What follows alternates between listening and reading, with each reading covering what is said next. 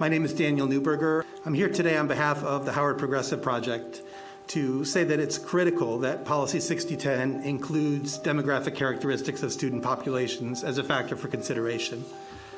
Our school district today is suffering from segregation. It's just fact.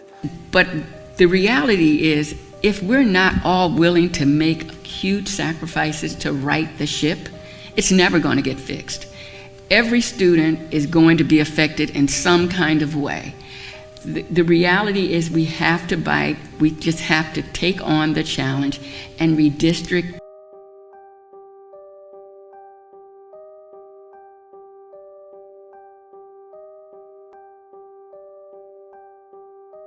I support the superintendent's proposal. The research and evidence is clear.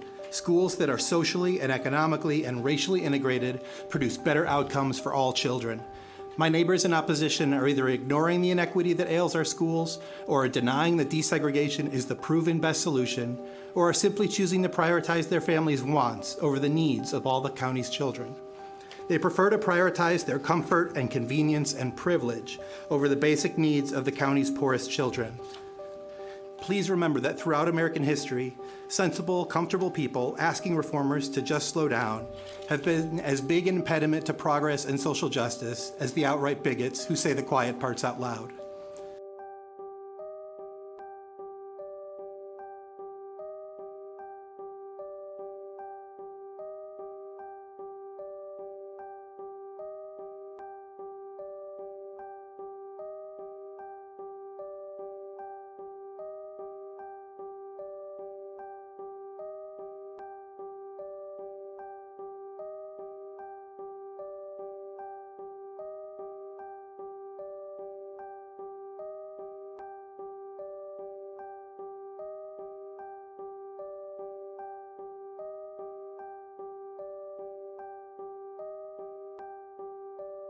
And so parents, we need to be willing to sacrifice and prepare our children for the change that has to be made in order for us to have a future where we won't have redistricting Thank you, Ms. McCoy. every year, every 2 years. Thank you.